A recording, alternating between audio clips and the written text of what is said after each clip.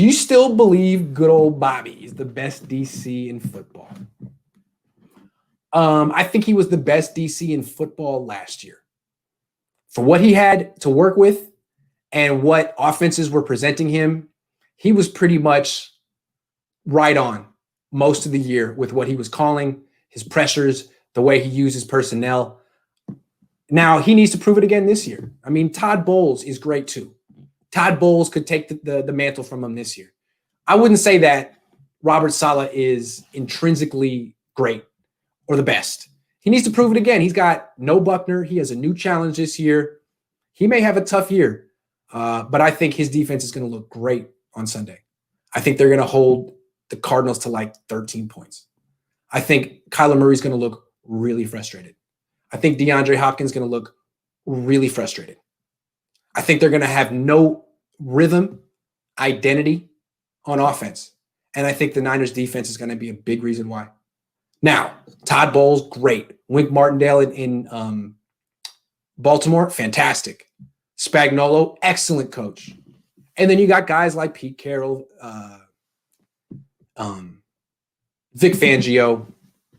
What I like about Robert Saleh, he has shown tremendous improvement in 3 years. Remember, he's only been a defensive coordinator for 3 years. Vic Fangio has been a D coordinator forever.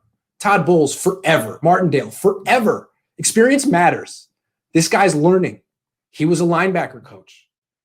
But I think in 3 years, he's shown tremendous growth. And his ability to get his defensive players to play more than hard. Hard is not the right word. The passion and the joy and the exuberance and the energy that the Niners defense plays with is unmatched. That's the thing. Like, defensive coaching isn't all about your scheme. Saleh's scheme is pretty simple. So is Pete Carroll's. It's a lot about how you get your players to play. And I think Saleh's a genius at that. That's his genius. The how, not the what. Shanahan's the what guy, what we're doing. The exact play. Saleh's, he's a Pete Carroll disciple, a Gus Bradley disciple. But the way he motivates Quan Alexander, Dre Greenlaw, Nick Bosa, Eric Armstead didn't play like this for any other defensive coordinator. And I think the topper offer is how Richard Sherman respects Robert Saleh. I mean, Richard Sherman and Robert Saleh spend 5, 10, 15 minutes every day at practice talking in front of everyone. So what Sherman's showing everyone is, I really respect our defensive coordinator. He's interesting. I learned from him. Sherman doesn't have to do that, and he wouldn't if he didn't learn from Saleh. And the thing is, I'm sure he does, because Saleh's brilliant. He's not just well-spoken. He's a genius. He's a genius. And that's why he's improved so much as a D coordinator in such a short time. But is it fair to say that he's really better than guys who've been doing it for decades? No. But again, what puts him aside, what sets him apart is how hard his players play for him. I think the Niners were the hardest playing defense in the league consistently last year. He had them playing with adrenaline throughout the whole game, especially early in the season, that usually you don't see. They carried it over all year. It's impressive. And it's not just because he screams on the sideline.